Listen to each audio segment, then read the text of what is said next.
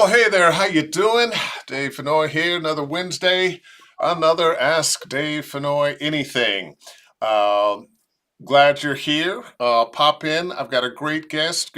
Get ready with your questions. Let's talk, let's talk, let's talk. Couple of things. If you are someone interested in voiceover coaching from me, you can visit my website, Dave Fennoy Voiceover Training. Click on the Study VO tab at the top, and away you go. You can book yourself. Um, if you are, and yeah, you go to davefennoy.com.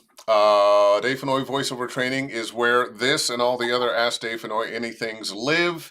And if you want to follow me on Twitter, or is it X? Is it Twitter? Is it X? Is it X Twitter?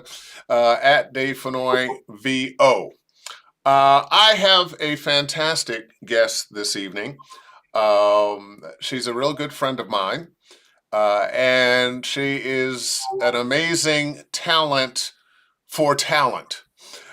So without further ado, let's just say hello, Portia. How are you? I'm wonderful, Dave. Great to see you. Great to be here. Yeah, Happy New great. Year and all the things. Yeah, Happy New Year. This new year is getting off to a very interesting start, I should say. A very interesting start. So, how are you doing?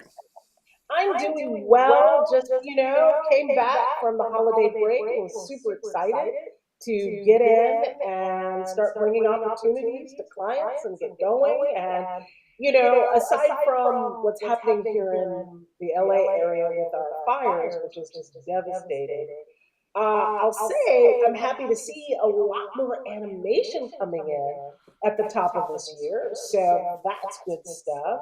And I'm seeing some changes, some pivots in some of the casting specs coming in on commercials and things. So, and video game is video game right now because, as you know, we're still in the strike. So we're supporting all of the interim agreement content. You know, I'm going to say, although we are on strike, I'm still working. Yep. And not because I'm crossing the picket lines, but because a number of companies have signed the interim agreement and the AI agreement not to use our voices for AI. That is, well, it's one of the boogeymen we have to deal with right now. There's another one that just went in the White House, but we'll leave that alone for a little while. But Portia, I'm going to ask you that question I always ask people. How did you get started in this business? I mean, you've been doing this for so long. You're one of the best agents in town. But how did you go from there to here? What was your start? Yeah, so my sort of my initiation in the industry overall was really as an actor. Went to school for acting, graduated, with degrees for acting. Went on to pursue, co-wrote and performed a one-woman show in LA back in the day. Not gonna even give the date, but it was the 90s. And it was really a unique time, though. I was doing a one-woman show called "The Secret Diary of Sandra Woodward," sort of this, slightly embellished story of my life in a way, but kind of blown up. And at the time, there were three one-woman shows in sort of that Santa Monica, LA Arts Theater District, right? Santa Monica Boulevard, Hollywood, Santa Monica Boulevard. There were two other one-woman shows being done by Black women at the time. So it was kind of a really cool and fantastic time. And I was pursuing that career while working at Universal in marketing. I was in feature marketing at Universal for quite some time, actually.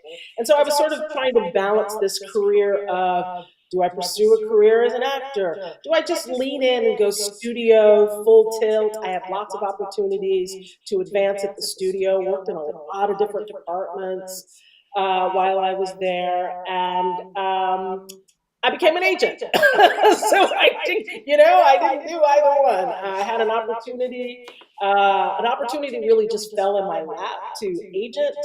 And I thought it was really temp. I walked into the agency and they were like, oh, our agent quit. Can you just sit on the desk for us for a little bit? And, and I said, pay me cash, give me the trades, I'm in. Okay, now And let me ask you: did you think, "Oh, I can book myself"? I didn't because I never worked in voiceover as an actor. Ah, So when I was acting, I was just either, stage, film, TV.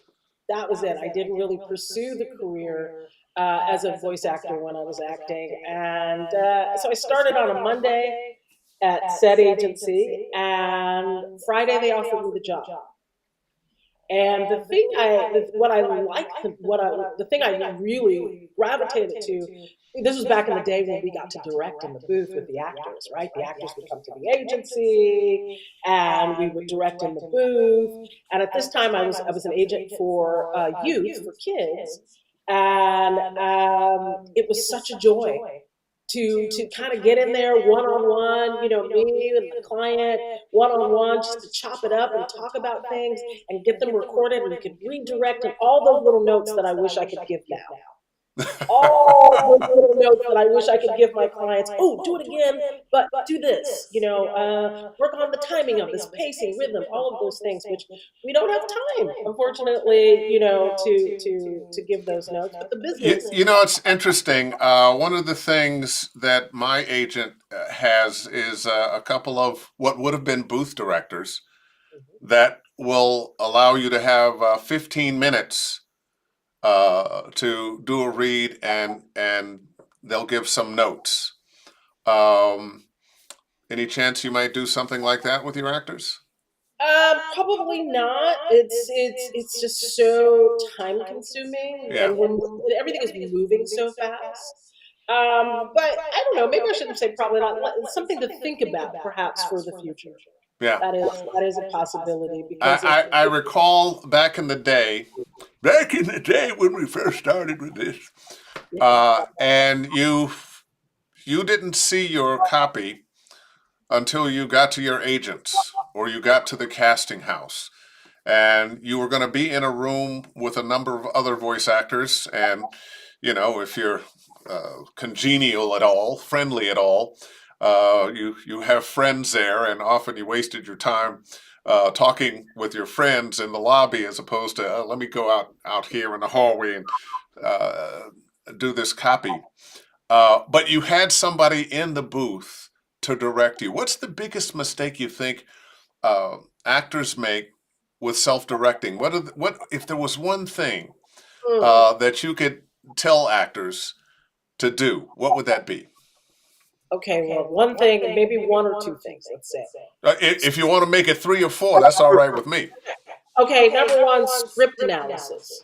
Make sure you're understanding the entire scene of what's going on. The mistake I hear, right, is they're just going to their lines and cherry picking their lines and doing that. They're not responding, right? Acting is reacting. So we need to respond to not just what's being said to you, but physically. Physicality is like, that's my new mantra this season, y'all. It is like physicality, physicality. I was reading a script the other day for a set of auditions. In the script, it says that the character advances forward, then delivers the line. She's in a courtroom, right? And so she's stepping in to the courtroom to deliver the line. And I thought to myself, how many are going to miss that?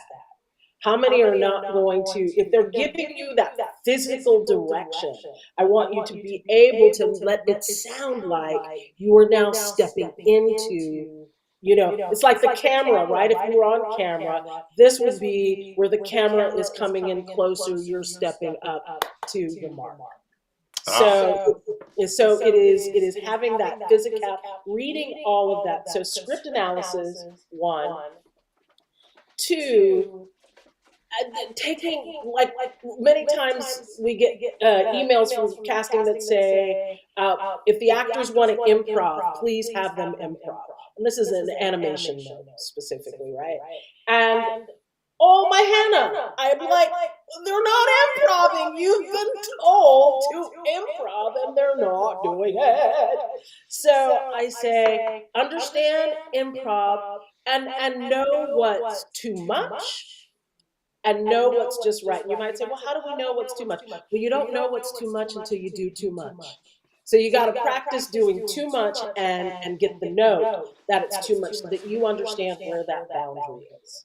And And sometimes you have to learn to give your own note when you're listening back or watching back.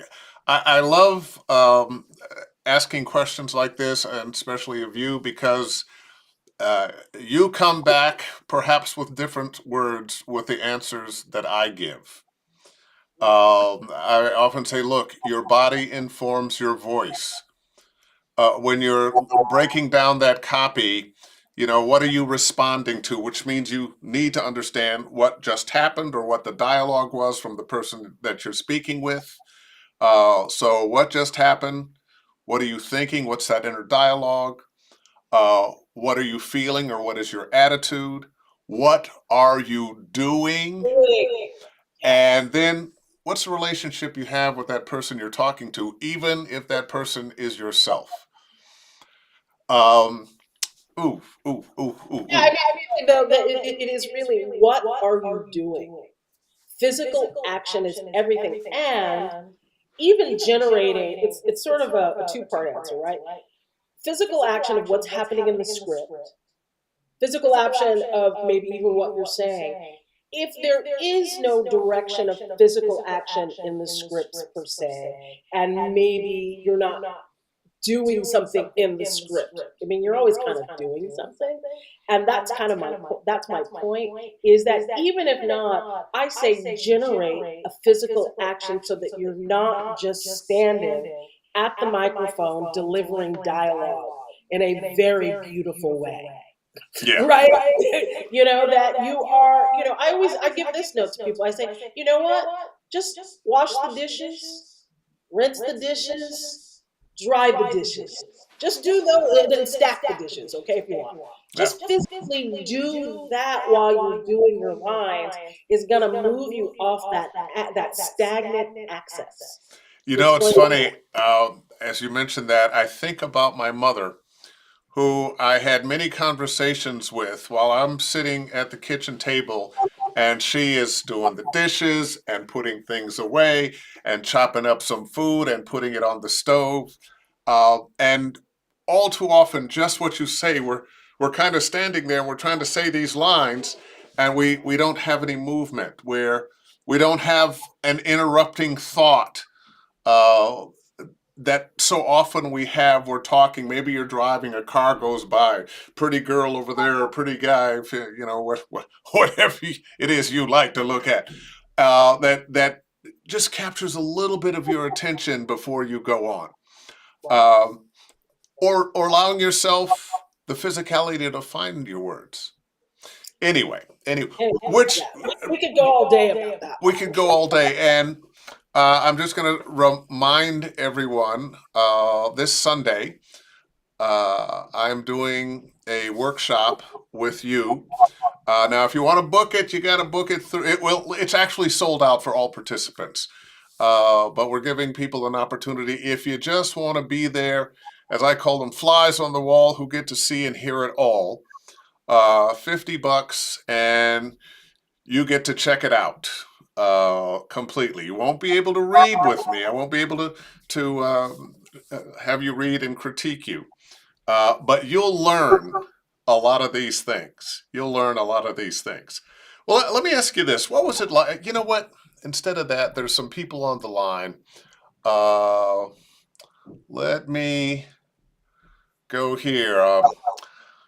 Julie Ayotte, what is your thought on when a script is set for 30, but no matter how you do it, you're at 40? Do you just send your best at whatever time it took to deliver it in a proper way? Well, I'd say 40 is going to be too much. They're going to think that you can't get it done. So you probably, if you're at 30, if you go over a little bit, you're at 35. I think that's a good split to balance. At the end of the day, it is about the performance. It is about the read. It is about delivering what you find to be true of the material. But I say going 10 seconds over the spot limit is, I think, maybe too much. I find that very often, especially with 30s, they're overwritten. Yeah. Everything is done by committee. So you had a writer, you've got the client, and they want to get their phone number and address and so forth in, and the name of their company, and they just want more than they have time for. Right. And I often find that if it's a 30, what you're shooting for is 29.5. But if every time, even the fastest you're going, it's coming out at 33, 34, relax it and let them discover that it's been overwritten. Let's see. We've got Joy West here. I'm on Casting Call Club. We're going to Casting Call Club. Woohoo! And I'm learning directed script reading, script analysis through closing, credit, and my coaches. Did you not finish that, Joy West? Yeah, I'm not sure I'm understanding. I'm not sure I'm understanding. Okay, Julie, you might want to finish that if you can, and we'll take a look in a minute. We have a reaction. This was something I think I said. Oh, yeah. What is your relationship with the other person, even if the person is yourself? Um, And truth be told, really, all the relationships are with yourself. So, I mean, truth be told, right? We're pulling from ourselves, right? I think one of the strongest tools in acting, and particularly voice acting, is to pull from your real life. Substitute, absolutely. adding in that substitution, personalization, actors' questions. Who am I? Who am I talking to? Where am I? What do I want? What am I doing? And all of those kinds of things are important. So really, you're pulling from your life. Now, if in script it says you're speaking to someone else, you're personalizing that, right? You're taking that and you're creating this other, you're bringing in this life to who that person is through your lens, through your thread. All right, now we're going to go back to talk about you a little bit, some more. Now, you are head of the voiceover department at Coast to Coast. Is that where you started? No. And what was that journey? So the agency I started at was CESD, which is I think where you are. That's where I am now. Yeah. That's what I thought. And so that's where I started, and it was in the kids department. And seriously, I walked in on Monday. I made the deal. Pay me cash. Pay me. No, they didn't pay me cash. I probably wanted that, but they can't. So they paid me, they got me the trades, showed me the ropes. That was under the tutelage of Bob Preston. Some of you out there in voiceover land may know that name years ago. And, really, Bob Preston, TJ Scott really are the two that taught me all of the tools, all of the things to be an agent. And I think it was pretty good grounding. And so I literally, started on a Monday and redirected my whole life and career on a Friday. I had to withdraw from all the unions as an agent. I had to go in, withdraw from SAG. At the time, it was SAG and AFTRA. Yeah. And so that's really where it started. And from there, I went on to Acme, and then Acme, their doors closed. I had a great time there, though. It was a great agency. And then I landed at Coast. And I've been at Coast to Coast since then. And my God, I don't know, lots of strikes we've been through, lots of industry shifts and changes. The pandemic is probably the biggest shift in industry, since really agents started recording actors in their offices. Give me a little example of that change from then to now and where we're going now. Well, there's a lot of changes. We technically changed how we do business, and that everything is recorded at the actors' homes. Auditions get sent in, so that is a big shift. I would say perhaps some agencies are happy for that shift. I would say, and then in terms of performance, really the pandemic ushered in this more for particularly animation, more lifelike, more authentic reads, less charactery, less animated, which then also had a reflect in the commercial world. That's all of this sort of natural, real voices, non-announcer, non-announcer. So all of that is a big shift. And I would say, just in these few 3 weeks of the new year, I am seeing some changes. Animation was the world of animation was kind of hit hard over the last year and a half due to the strike in 23, which we felt the repercussions of that in 24. I mean, many projects we were recording in 23 did not come back in 24. I don't think that they are coming back, but some say they are. So there was this whole, weirdness where everything was animation, animation, because during the pandemic, right? The studios ordered, that's the only content they could order was animation. So we went through this sort of like huge plethora of animation, and then we saw some of that pull back, right? And Yeah. so now that's coming back. And just in terms of the commercial world, now I'm seeing in these last 3 weeks that mostly we see the specs for basic commercials, male, female, non-binary, even are 20s, 20s to 40s, right? 25 to 35. That's been the sweet spot for years and years and years and years. 25 to 35. Well, now I'm seeing that 25 push up to 35 to 40s, 35 to 50s. Lots of commercial castings are coming in, and I'm seeing this pivot. And in fact, I think a couple of folks were online talking about it as well. So I see a little bit of change there, and I'm just really happy to see all of the animation I'll coming. tell you, I won because I have this gray hair. So I remember when I was, 20s and 30s, and I go, oh, geez, everything's for these 40 and 50-year-old guys. I got to get a little older, and then before you know it, whoa, hey.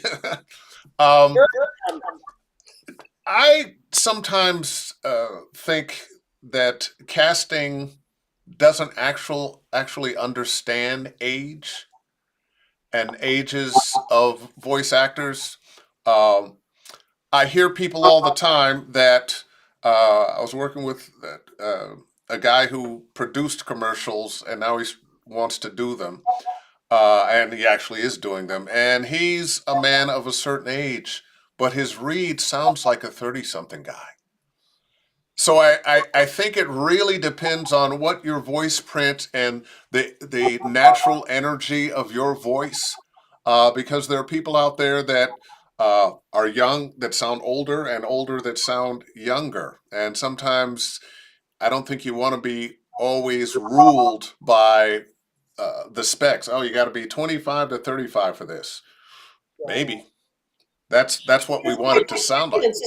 life experiences can change that voice print as well, based on what you've gone through in your life, and what is sort of heavy on you, what weighs on you, or what inspires you, and all of those things really also can dictate voice print. Yeah, So sweetheart, I know what you're talking about. I've been smoking cigarettes and drinking whiskey for 45 years, and I used to have a beautiful voice. What happened? you're doing too much. Just you says it. You're doing too much. Pull it back. Pull it back. oh, Yeah. oh, let's see. Got another question here. We got several. I don't hope we can get to all of them. What are the requirements or criteria for a voiceover actor to obtain an agent? Um, Man, a question I get with a lot of students who are, early on that path. What are you looking for as an agent in somebody knocking on the door? Well, someone someone that's got some experience, ideally. Someone We are heavy in the animation space, so I'm always looking to fill my roster with actors who are in that space. But I also have clients. We also are coming commercial and other areas of voiceover as well. What I'm looking for is someone who's got all the tools to start with, right? You're not. I don't want anybody who's setting up anything. I want anybody who's set. So you've got your home studio, you've got Source Connect standard, you've got all of the basics. So that's just like the top layer. And then the next layer, what I'm looking for is someone who can, I believe, understand script analysis, someone who can execute a script with their sense of who they are, and give me some elevation on that. I think that last part especially is one of the things that a lot of people miss. Uh, when you're learning, when you're watching actors, listening to actors, uh, you can learn a lot like a musician, learning to copy the licks of their favorite musician. But at some point, it really has to be you. That's right. And there's a natural rhythm to how each and everybody speaks. And I liken it to character actors. I think of us as character actors. And our favorite character actors, they make us feel a certain way when we see them or hear them. And a lot of times, yeah, we'll imitate them. And if you have that skill, great. Um, and maybe you can make a few dollars being a Morgan Freeman, but you're going to make a whole lot more dollars connecting really to your own essence. That's what people are buying. They're buying who you are. And if you don't know who you are and how you show up in your performance, then you're going to be met with challenge. So the sooner you can get in there and dissect who you are and what your technique is, right? So there's who you are and there's a technique, and you need that technique to prepare your material. If you're just kind of throwing it up there, hitting some operative words, guessing around, you might get lucky here and there, but you need a technique. You So need it's to really understand what it is you are doing. that's right. Let's see. Vegas Shorty. Okay, that's a great name. Are there any resources you would recommend for specifically anime voiceovers? I'm learning Japanese. Uh, I saw this question. There might have been a time I would have said, "Oh, I'm not going to worry about that with an agent." But your thoughts on anime and breaking in? Well, yeah, it's a small selected group of folks who do it. I'm fortunate to say we do a fair amount of it. And really, I think you have to connect to the community. Like anything, you have to get in and connect with, who are the casting directors who cast for this content, who are the people who perform in this content, and start to align yourself with the people in the community and ask questions and get information, and find those anime classes. They're out there. Yeah. Finding that. So really, it's just finding the community and connecting to the community is going to be my best answer for that. Yeah, I'm gonna say, and if you're an anime wannabe voice in Los Angeles, you want to hook up with Bang Zoom Studios. They do a lot of it over there. Um, I have done some anime or projects that are leaning anime, uh, but hardcore anime does not pay like most things. And typically, the thing you really want in anime, if you're doing it because you love it. Uh, but once you're working, hopefully you're getting some of those characters that become iconic, and then you can make up for what you're not making in the booth at the conventions. Yeah, I think that is the big win. There is getting a character that hits, that clicks, and that gets you on that convention floor, promoting that character, and that's where you start to really make the income sure. We've had I'm not showing them all, but Sherry Austin has had several questions. How does a VO actor seek e-learning work? Does Coast to Coast handle any of that? I can't. I'm sorry, Sherry. I can't help you there. We don't do any e-learning business. Part So of the change in our business is that there's a lot of finding your own work. And I mean, we have the pay to play sites. I am not a fan, but they are part of the landscape of the business these days. But I think you're going to find them there. And I think also you need to do a little of your own homework. Who are the producers producing e learning? And do your research, find out who they are. Hopefully, you have a good e learning demo and you can start connecting. And one of the things I'm going to say, don't send one email and expect something to happen. The best salesman will tell you it's 5 touches before anything positive happens. And positive happening may only be, oh, thank you, we got your tape, we'll keep you in mind. And then continue. You get a job, send a mention that, oh, hey, last time I talked to you was weeks ago, months ago, whatever it was.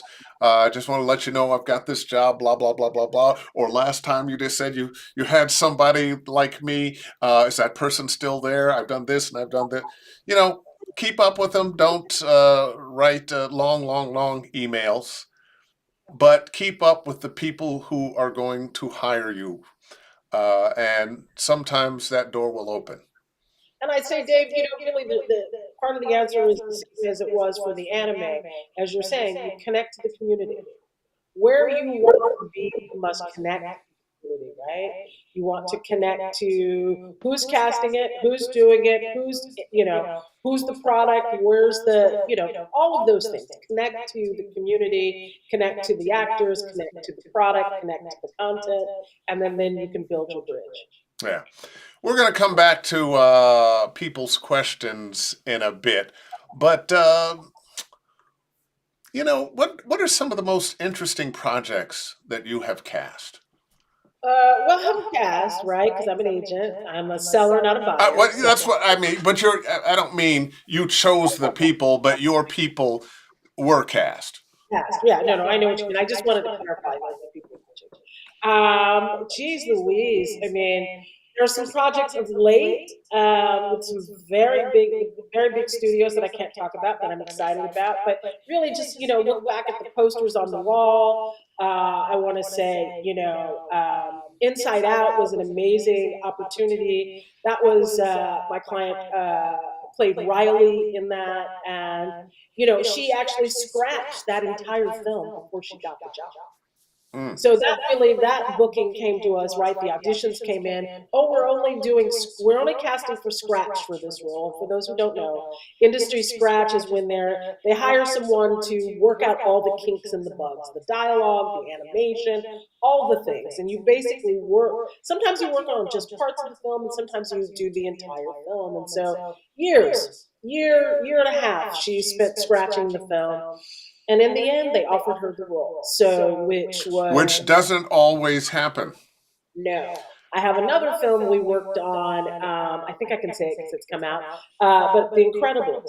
We scratched all Dash the film. It was just okay. You think, oh, it happens once. Maybe I've got it in good. They're rooting for Coast to Coast. Yeah, no, not so much. We didn't book it, but they did offer another role in the film. Yeah. So I asked that question because I was at a session the other day, and huge session, by the way. I was supposed to be there for 45 minutes. That 45 minutes went by, and it was another half hour before they brought me in. The parking lot at that studio was filled. The poor guy parking cars was going crazy. Oh, I know where you were. I know. Yes, I bet you do. Far from my office, I'm going to guess. And I was talking to an actor whose name shall remain nameless.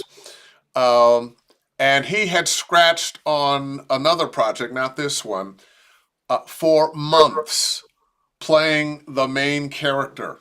Mm. And he said they kept calling him to do the work, and yet he didn't feel like they were connecting with him. It was, say you're a filler. Yeah, you're doing a pretty, but and ultimately he says he was used to get the person they really wanted to bring his price down. And this is just one of the things that happens in this business. Um, Sometimes it's not going to go your way. It's not that he didn't get paid, because he did get paid for all those sessions. But man, man, oh Yeah. man.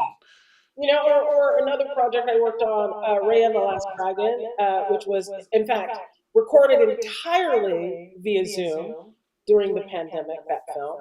Even the premiere was on Zoom, funny enough. So that was a great opportunity where it was the role was just going to be just a 1 day report. It was just sort of an ancillary character that was going to come in, make, help to make the shift and the transition in the scene, and then that was going to be it. Well, they loved my client so much that they expanded the role, and he ended up becoming one of the main characters in the film.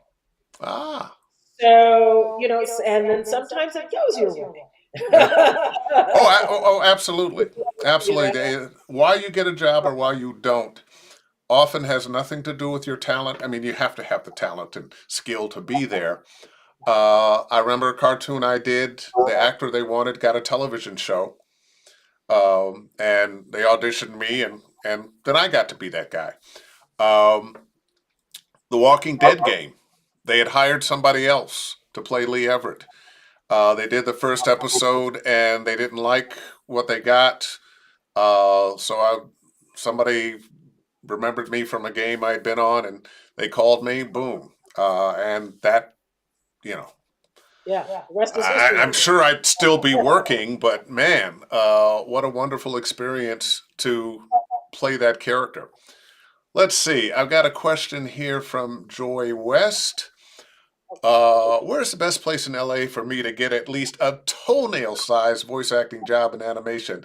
I know the competition is fierce, but I'm just looking for a toe in the door. Well, Joy, you and your toe need to find an agent. That is really the only way in terms of if you're looking at Disney, Nickelodeon, Pixar, DreamWorks, if you're looking at that level of animation, those jobs go out to the agent community, and then consequently they go to the actors. So best bet, Joy, is you and your toe need to get a voiceover agent. Yeah, and I'm just going to say, to get an agent, you have to have those things that Portia mentioned before. You're not the person that, I want to go into voiceover. Let me call an agent and see. No, you have to have been training. You have to have demos. You have to have your studio. You have to be a long way down the road. You have to be ready to work. And nowadays, as opposed to when I started in LA in 1990, I didn't have a studio. You got to have a studio now. Gotta have a studio. Got to have a studio. Let me put this little perspective in on this. So let's just say you are the person who is looking to do animation, but this is not your field of choice. Or you're looking to do voiceover and you're coming from a completely different field, right? So it takes 4 years to get a bachelor's degree. So I just want you to kind of use that as a curriculum guide for yourself. It takes 2 years to get an associate's degree and 4 years for a bachelor's, right? So if you're stepping in, if you're coming in from medical, if you're coming in from wherever, outside of the arts, you're coming in from outside of the arts, just keep that parameter in mind that everyone who is currently working has been doing that. So you have to come in to meet them at the same bar. And you may not be there yet. So spend the time. I like to say if you're starting out in this business in voiceover for the first time, really think about, well, if I was going to get a bachelor's degree, it would take me 4 years. and really lead with that. And I'm not saying that you can't audition for stuff in the interim, but there's a lot to learn. And you have to really learn what you're good at to start. Because what you want may not be what you're good at right now in this moment. Doesn't mean that you can't do, but it means that you have to start in one place and what you're good. Show them your moneymaker, y'all. You got to show them what you're good at right And off. you actually have to know what your moneymaker is. But if you do some other things, if you have some variety, if you're not just playing the blues, but you can play some jazz and some hard rock and what if you different styles, different genres of voiceover, bring as much as you can. I thought when I came to town that I was going to be another Don LaFontaine. Well, I've done some trailers, but I couldn't live on the number of trailers I've done. But I have managed to do a whole lot of other things that have built a really wonderful career. Yeah, Um, that's right. Student of mine, and I'm thinking from what he said, a student of yours as well, Richelieu Hoff Jr. Hey, y'all. Is incorporating physical action into commercial copy acceptable at all, or do you lose credibility as the authority? Thank you, too, for helping me break into the business. That's Absolutely. an interesting question on physicality in commercial. What would be your answer there? I think that that's probably a limited yes. I think that that is a limited yes, because you do want to eliminate the sound of I'm standing in front of my mic and I'm reading copy, right? So that we all know, right? That's like ground rule number one. We don't want that sound. So I think that there is some physical movement that needs to happen in that copy, but nowhere near the level for, say, animation and video so I think there's something, I think there's some energy, physical energy, especially if the script is dictating it, right? Yeah, If the script is saying that there's an action that is happening, but usually if it's TV voiceover, you're just supporting what you're seeing you're a going. voice underneath. Exactly, you're the voice underneath. And radio, you're much more theatrical, a little more proactive because it's radio. We take away sight, so we just have sound. So we do have to create that element of surprise, I like to say. So I think that there is a seasoning of maybe movement in that arena, but not comparatively for the other disciplines, not so much. I like that, a seasoning. Um, I would say this: you never want to be that guy that's standing at the microphone. Put yourself in a room. Imagine, what you might be wearing, what this room might be like. Are you walking down the street? Are you, uh, maybe you're standing still, but you're noticing things around you? Are you talking to a person? You might be, it's a healthcare spot and you're talking to somebody who has some concerns. So you actually are talking to them. A Uh, little more intimate. That's a little more intimate. yeah, Proximity on the microphone. Is important. create the scene that you're in. It doesn't mean bombs are going to be going off and car chases, but it's still a scene. Once again, I'll go back to my mom uh, wiping the table down, putting things up. You didn't feel the movement. You didn't know. Oh, she must have been moving when she did that. But it brought a naturalness to her talking. Now it's the kind of thing when you're doing it at home, you don't think about it. But when you're trying to find that naturalness, that I am a person talking to a person, the more you can bring that subtlety in, the more real you're going to sound. Absolutely. I mean, and you can do that basic simple action that I said: washing the dishes, rinsing the dishes, drying the dishes, and stacking the dishes. You can do that in a commercial. Yeah. Do you know what I mean? Because that's going to, once again, that's going to help you move off that access. I'm standing in front of the mic reading copy.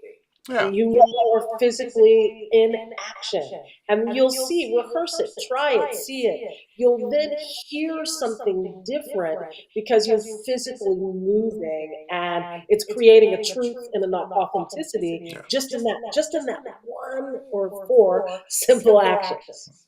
Yeah, and have an opinion about what you're saying. Mhm. Oh, let's see. Oh, this is a good one. Nathan Noakes, voiceovers. Does Portia prefer to sign talent when she hears them at a conference, or does she prefer demos? Oh, in I'm person gonna is guess in person demos. is but in person is everything. Of course, if I meet you in person, that's going to show a lot, especially if I'm at a conference. If I'm just meeting you at the conference, that's one thing. But if I'm interacting with you, if whatever, if you're at one of the X sessions, VO Atlanta coming up, my poster going up soon, or if you're just, if you're on a panel, if you're on something. So meeting you in person is, of course, preferable for me, but obviously technology doesn't allow for us in that way. And then having a demo, if I meet you in person and then I get your demo, I can see then how authentic the demo is. Because if I'm just hearing it, I don't know. If I hear the thing I do is that if I hear a demo, an actor submits in a demo, and I really like it, you best believe I'm going to your social media.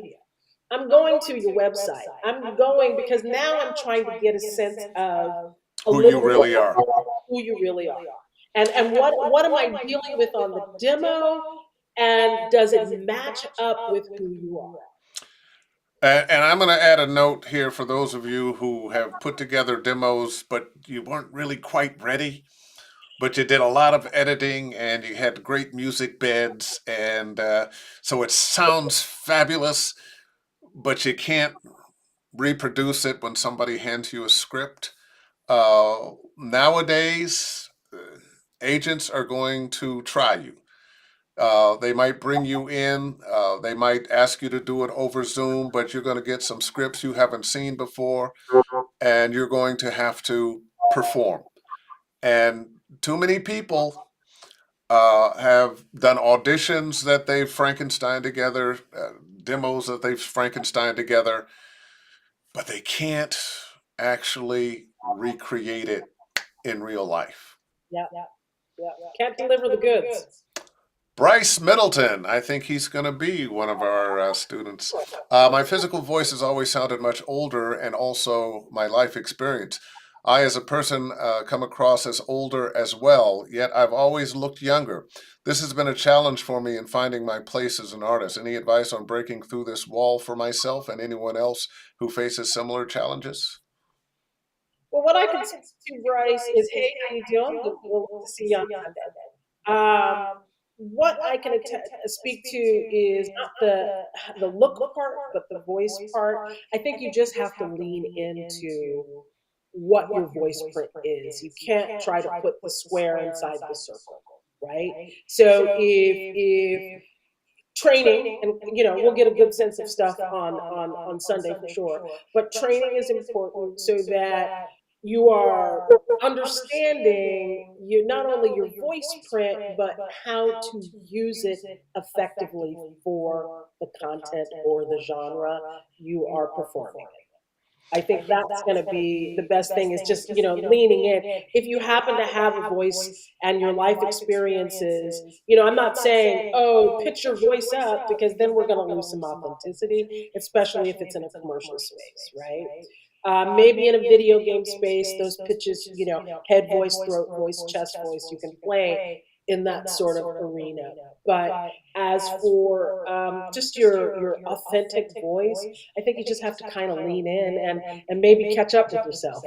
Yeah, people, I always had a deeper voice since I went through puberty than most of my friends. And sometimes I think what you really have to be is if that's where you are, let that speak for itself. And perhaps you are doing jobs, you're, say, 25, and but your voice sounds 50. Hey, roll with it. Get good at it, get booking because the check cash is the same. Yeah, dig You know it. what I'm saying? So get good at it. Let go of the idea that it's a thing, and lean in and just get good at your craft. All right, let's see. I've got Mason, Andrew, Paul, VO. Hey, Dave, two in one question. What did you mean when you said open the bigger scope of the character by looking into who he is and what he lives for, and how can I apply this as a new VO actor in time? Whew. Basically, some of the questions you want to ask as an actor, and I think this works in all voiceover. What is a character's worldview, and what do they want? What are they doing? You know, what are they reacting to? What are they thinking? What are they feeling? What are they doing? Uh, who are they talking to, and what's that relationship?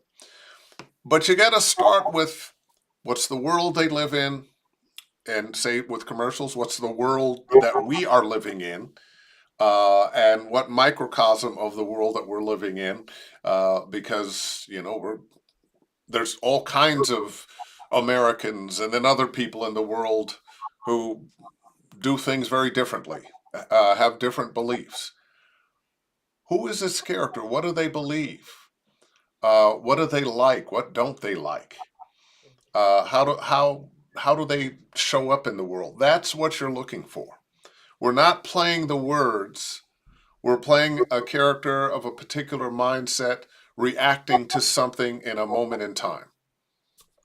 Yeah, and I'd say if you're a beginner, I would say take a beginning acting class. If you're coming into the world of voiceover and you've not been in the arts per se, right? I say take a beginning acting class because that's gonna be the base for everything. And once you learn the base, you then can begin to know those actors' questions, understand what given circumstances are in a script, understand that you're not playing the words, you're playing on the emotion, right? And you're pulling it through your lens and all those actory things. But I don't want to go too deep down the rabbit hole here. But Yeah, that was a question that you can't. I mean, you can answer it, but um, knowing it is one thing. Internalizing it is something else. DF Raisin Q question Portia. I have the good fortune of you being my first X session at VOA. What should I be prepared for, especially still being a little green in this profession? oh, just be prepared to learn some skills, acting skills. And I'm going to give you tools that you can apply. I'm a very tool oriented type of person. Not to say that I'm a tool, but I'm very much that kind of person. So you're going to get tools and ways on how to actually do what you need to do. I'm not very ethereal in the head space. I'm like, okay, who am I talking to? Where am I? What do I want? Physicality. What are the given circumstances of the script? Those types of things you're going to look to get from me at VO Atlanta X Session. And thank you so much for signing up. Awesome. Look forward to seeing you. Terry Briscoe. Hi, Dave. Hi, Portia. Portia, with such a talented roster, what are you looking for right now to diversify your roster even more? Oh, good question. I think I could use, I realize a lot of British castings are coming in, and I've got women, so I think I'm looking to add more British talent who can work in the states, of course, to my roster. Shoring up, tightening up that 25 to 40, finding more talent, male talent in the animation space. I've got some really great ladies. I've got some great men too, but I could add a few more men in that 25 to 40 range. And I also could boost my 60 and up. I don't have, I could probably add more talent in that. Not as much, not as many opportunities, which I think is I've been a little reticent to stack because then people are sitting around and not like getting out, and that's always frustrating for an agent because my job is to service my roster and bring as many opportunities to folks. So those are probably some areas that I'm looking. I'm real good in the kid and teen market. I'm very fortunate. We've got an awesome kids department, youth department at the agency, so I get the blessings of all of those amazing young actors. So So let me see. So Terry, you're going to have to be British. You're going to have to be a kid, no kid. and you're going to have to be over 60 all at the same time. And if you can do that, come on down. And the lesson there is you got to be you, and Yeah, sometimes uh, you just have to fit into what's available. You can't force yourself to be older or younger. Sometimes you can play of older or younger, but when you've got somebody that is that, it's hard for you to beat them out when you're faking it. yeah. Mike Cunningham, it seems to me that unless you're going to market and mass audition on pay to plays, the connections are the only way that works when trying to get consistent work. Well, I think there's a great bit of truth to that, and that we are in a world right now where there's a lot of, find the work yourself as well as agents. Um, but I mean, I think the more you audition, the more you're going to book. it is a numbers game, and the more opportunities you get, then the more opportunities to win. And yeah, and listen, they're agents, y'all, all around the country. So don't be so focused on maybe trying to get an LA agent, right? There are agents in the regionals. There's Denver, there's San Diego, there's San Francisco. I mean, there's just like all over. So I say try your hat at a couple of places if you've not had success in the LA market. It's competitive. That's highly And competitive. one of the things about this business is, the agents know one another. It's not like people are hiding from each other. The different coaches know one another. I just pulled this picture up because the lady in black, I don't know her. Her that's Andy McAfee. Andy McAfee used to be a client when I was a kids agent, Yeah. and well, here she is, this grown, beautiful adult, and we were just sort of reminiscing, and of course that's Terry Berlin, casting extraordinaire, and the And Dave fabulous Walsh. Dave Walsh. Yes, Truth Tell, or Dave Walsh, we love. And of course, you've got lots of other friends over there. Here we are at the reopening of the Don LaFontaine studio. Yeah. That was a lot of fun, and those smiles That are was a all. great night. I mean, a lot of industry came out for that, a lot of agents. So I got to see a lot of my contemporaries, which was always good to see, mash it up a bit, and lots of actors and coaches. So that was a fantastic evening. That was a fantastic evening, and there you are. And there I am. Yes, yes, yes, yes, yes. That's voiceover last December. Got to host an amazing panel with talent and creators from Nickelodeon, which was amazing. And Nancy Cartwright, of course, gave me a fabulous introduction. So, I mean, I'm just like, wow, hello, Nancy Cartwright. Thank you very much. She came out and did the Chucky voice, introduced me in the Chucky voice. Doesn't get better than that, y'all. Come on. And there you go. Well, we're right getting close to it. Let's get our last few questions in here, or better yet, Yeah, yeah. do you have something you want to close with? Some message, some thought. Man, trust the process. Trust the process, and it is not the goal. You're not working for the goal all the time, because if you were, you'd be disappointed on every job you book, right? So trust the process, believe in yourself, trust yourself, and take risk. Take the risk. Don't play it safe. Take the risk and learn from it. If it's a win, great. If it's a fall, great. We're going to learn more from our falls than our wins. So that's kind of what I'd leave you with there. That just it's the process. It's the everyday auditioning. It's the challenges around that. My life is falling apart, but I still have to audition. Or just, you know what I mean? Just last week, all the Oh actors boy. who had to cancel because they were being evacuated. And they're stressed and they're worried and their investments and their home studios and all of the things.